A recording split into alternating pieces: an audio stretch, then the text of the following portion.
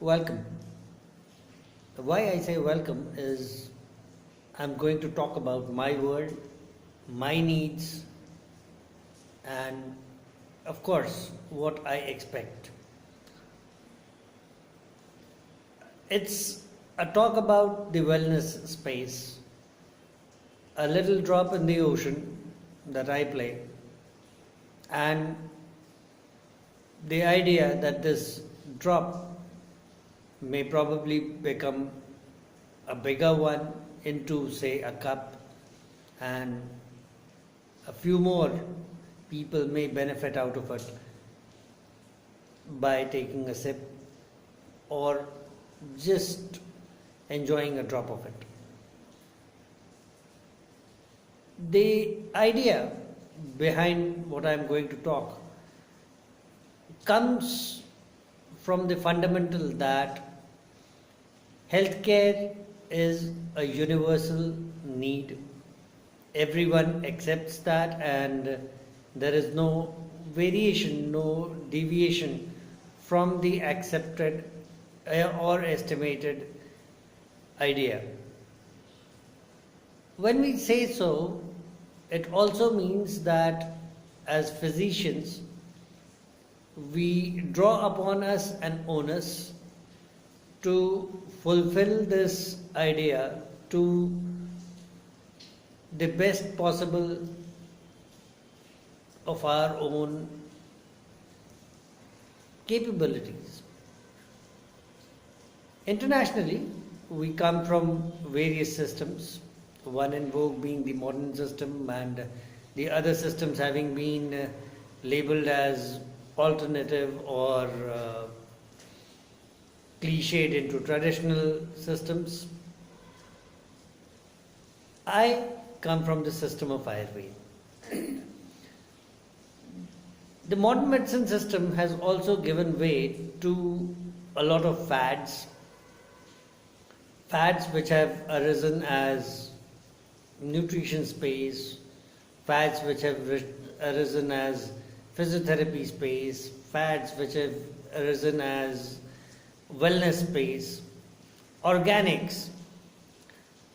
Now, anyone would come up and ask me, very bluntly you can answer the question if you are asked, or very bluntly anyone would ask me the same question in the reverse order. Why do I call physiotherapeutic space or nutrition space or wellness space as fads?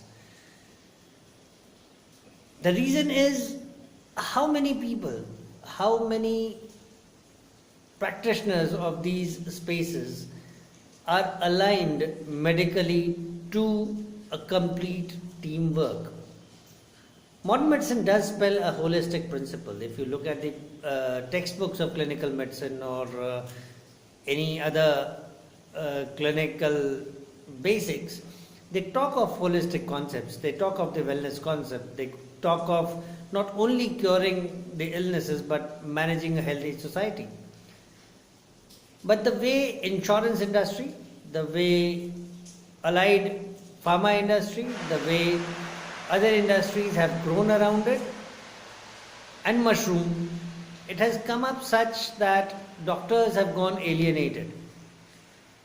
In their alienation, the perception of business has been such that they have drawn upon themselves an individualistic idea of money making. This individualistic idea of money making, this self-drawn quotient, comes to bring by itself an insufficiency. When we talk of Ayurveda, of late, it is also apparently branching out into a similar model with yoga, with a bit of organic food, bit of say mind and body tuning concepts. In terms of architecture, it has delved into the idea of Vastu. However, when we really talk of Ayurveda, it comes as a system where the individual qualified Ayurvedic practitioner himself is competent. At the same time, he is expected to use his competency in the same direction, wherein he has to compulsorily look and evaluate into the incumbent, in this case the patient, his lifestyle wise, his food wise, his clothing wise, his sleeping habits, his daily routine, his toxic habits like say smoking or any other intoxicants, his exposure to industrial effluents, his exposure to occupational hazards, his past medical history, his family history, every important element which is so spelt out in today's modern medicine is necessarily an Ayurvedic doctor's domain to be captured. It is in depth to the extent that you are expected to capture the date of birth, the time of birth approximately, at least the say the octave of the day, and the place of birth, date of birth, time of birth.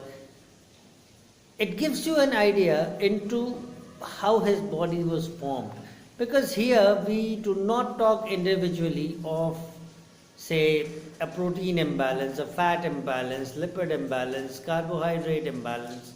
What we talk of is imbalance caused as a result of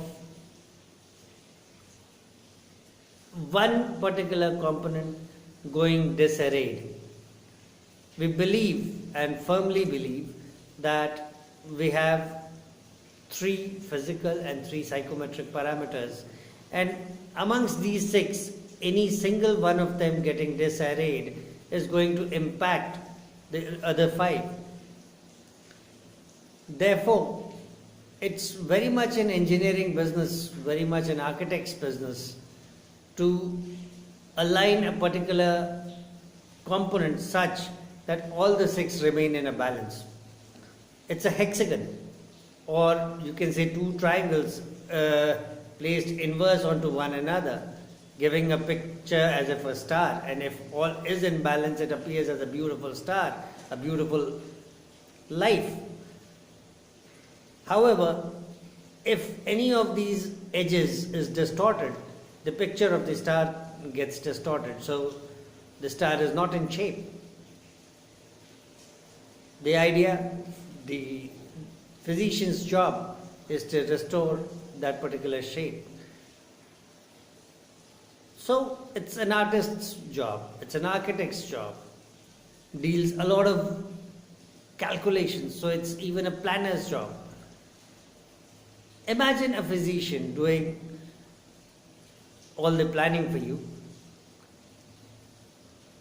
framing a meticulous table which you need to follow in words, if not expression of a table, and it brings this distortion into shape.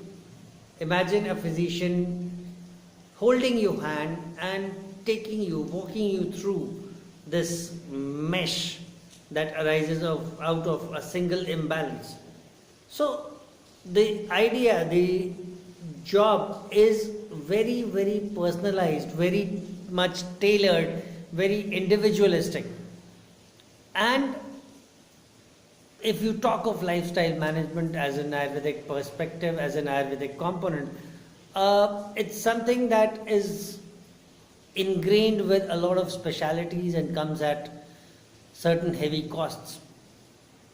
These costs involve, of course, the regular expenses of a normal hospital, those of staff, those of instruments, those of machineries, and it also involves a lot of expenses on time.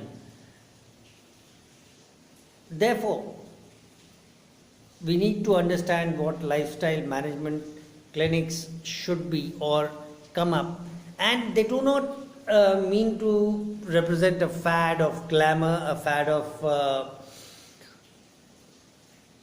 presentation of a very perfumed or very glossy place, but rather they have to have a picture of understanding, a place where the conversation between your physician and yourself is not only private but personalized. The doctor, the physician, the staff, each of you has to spend time with the patient together. It's quite a model where it's like you are exposed to the hotel industry, and the hotel industry in modern day restaurants has come to a level where you have a very personalized, stable experience, where everything is catered to your taste, to your requirements.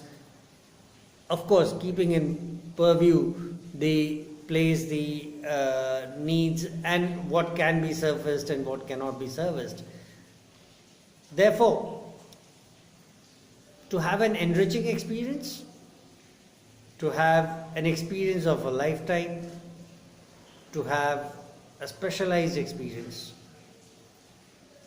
I would welcome you to join hands, to come together, to help expand a beta testing project that we're already running at this place, and take this experience beyond a limited population of a hamlet to places globally, extending personalized services that cater to you and to your individual thoughts. Thank you.